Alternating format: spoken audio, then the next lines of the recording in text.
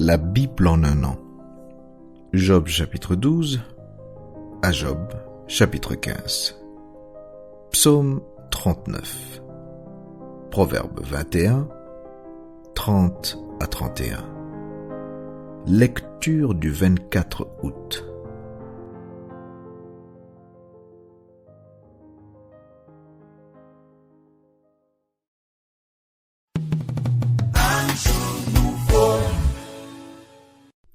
Corinthiens chapitre 15, versets 29 à 58. Autrement, que feraient ceux qui se font baptiser pour les morts? Si les morts ne ressuscitent absolument pas, pourquoi se font-ils baptiser pour eux? Et nous, pourquoi sommes-nous à toute heure en péril? Chaque jour je suis exposé à la mort. Je l'atteste, frère, par la gloire dont vous êtes pour moi le sujet, en Jésus-Christ notre Seigneur.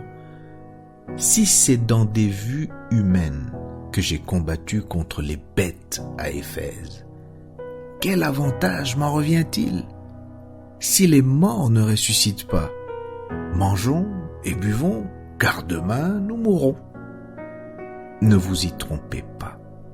Les mauvaises compagnies corrompent les bonnes mœurs. Revenez à vous-même comme il est convenable et ne péchez point, car quelques-uns ne connaissent pas Dieu. Je le dis à votre honte. Mais quelqu'un dira, comment les morts ressuscitent-ils? Et avec quel corps reviennent-ils? Insensé. Ce que tu sèmes ne reprend point vie s'il ne meurt. Et ce que tu sèmes, ce n'est pas le corps qui naîtra. C'est un simple grain, de blé peut-être, ou de quelque autre semence. Puis Dieu lui donne un corps comme il lui plaît, et à chaque semence, il donne un corps qui lui est propre.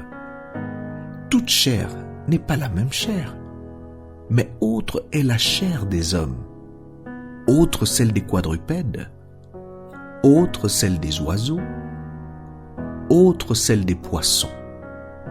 Il y a aussi des corps célestes et des corps terrestres, mais autre est l'éclat des corps célestes, autre celui des corps terrestres. Autre est l'éclat du soleil, autre l'éclat de la lune, et autre l'éclat des étoiles. Même une étoile diffère en éclat d'une autre étoile. Ainsi en est-il de la résurrection des morts. Le corps est semé corruptible.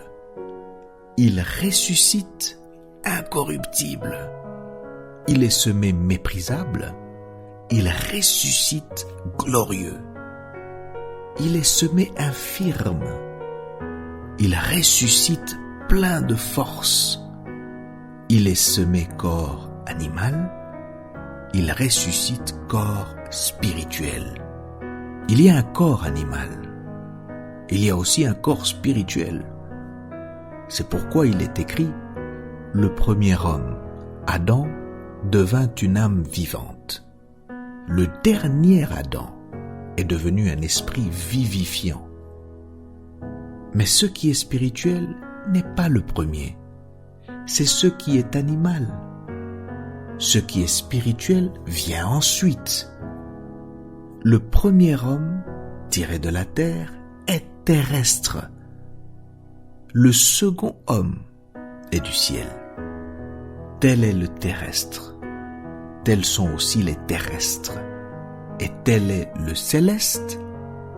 Tels sont aussi les célestes. Et de même que nous avons porté l'image du terrestre, nous porterons aussi l'image du céleste.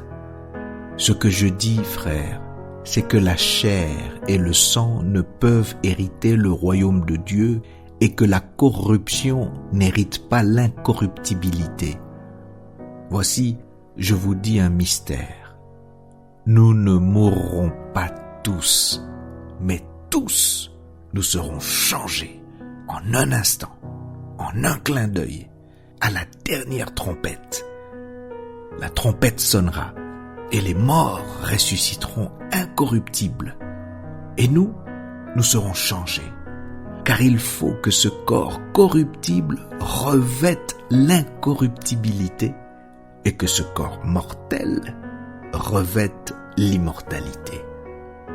Lorsque ce corps corruptible aura revêtu l'incorruptibilité et que ce corps mortel aura revêtu l'immortalité, alors s'accomplira la parole qui est écrite. La mort a été engloutie dans la victoire. Ô mort, où est ta victoire? Ô mort, où est ton aiguillon? L'aiguillon de la mort, c'est le péché. Et la puissance du péché, c'est la loi. Mais grâce soit rendue à Dieu, qui nous donne la victoire par notre Seigneur Jésus-Christ. Ainsi, mes frères bien-aimés, soyez fermes, inébranlables, travaillant de mieux en mieux à l'œuvre du Seigneur, sachant que votre travail ne sera pas vain dans le Seigneur.